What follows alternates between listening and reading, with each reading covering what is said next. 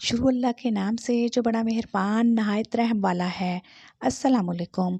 आज मैं आपके साथ मटर को स्टोर करने का तरीका शेयर करूंगी कि कैसे हम मटर को स्टोर करके रख सकते हैं और सारा साल इंजॉय कर सकते हैं।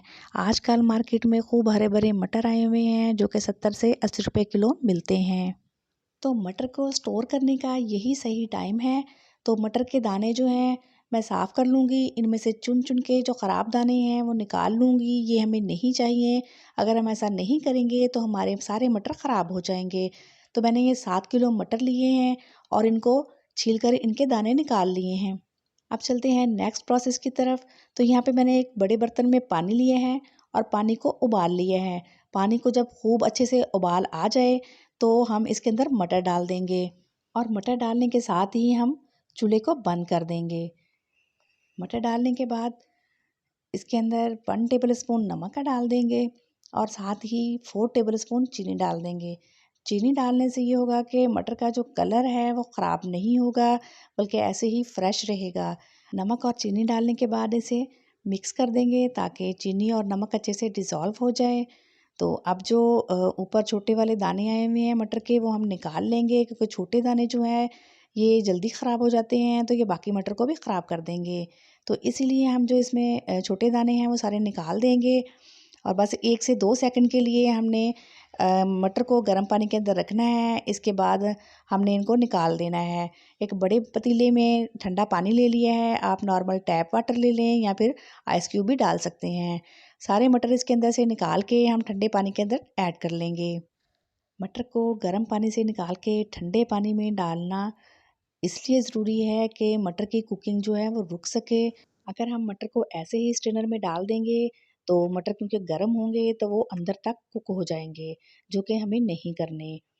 तो अब हम एक स्ट्रेनर लेंगे और ठंडे पानी से सारे मटर निकाल कर स्ट्रेनर के अंदर डाल देंगे ताकि इनका सारा पानी अच्छे से ड्रेन हो सके।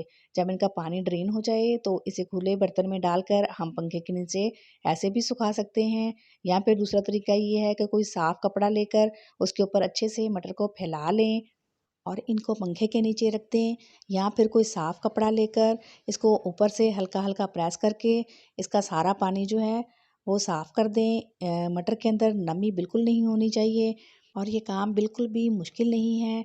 बहुत ही आसानी के साथ सारे मटर जो हैं वो खुश्क हो जाएँगे। आप देख सकते हैं कि इन मटर में बिल्कुल भी कोई नमी नहीं है, वो बहुत अच्छे से ये ड्राई हो चुके हैं। तो अब हम सारे मटर जो हैं एक फिर से खुले बर्तन के अंदर डाल देंगे।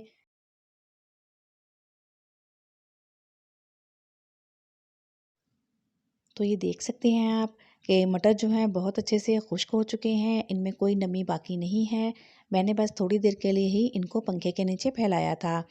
तो अब हम इसके अंदर 3 से 4 टेबल स्पून कुकिंग ऑयल के ऐड कर देंगे और इसे मिक्स कर देंगे। बहुत अच्छे से मिक्स करेंगे ताकि कुकिंग ऑयल जो है सारे मटर पर अच्छे से लिपट जाए। कुकिंग ऑयल डालने का मकसद ये है कि मटर जो हैं वो ऐसे ही खिले-खिले रहें, इनकी गुठलियाँ ना बने या आपस में जुड़े नहीं। जब भी आप ने पकाने हो तो आप निकाल लें तो ये आपको ऐसे ही फ्रेश और खिले-खिले से मिले।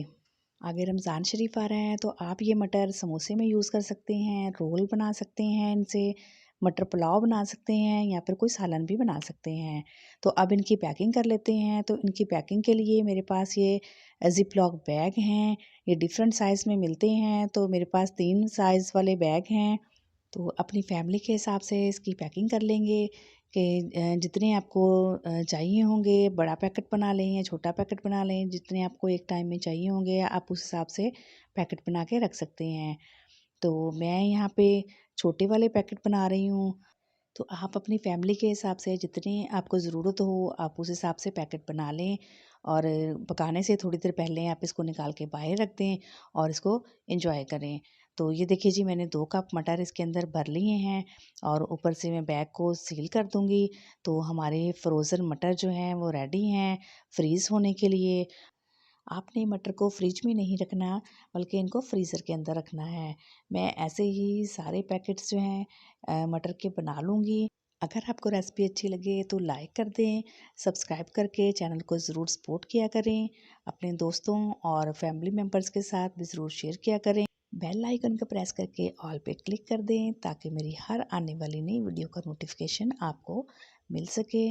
अपना रखिएगा बहुत सारा ख्याल और मुझे भी दुआओं में याद रखिएगा। मिलते हैं नेक्स्ट टाइम। अल्लाह हाफिज़।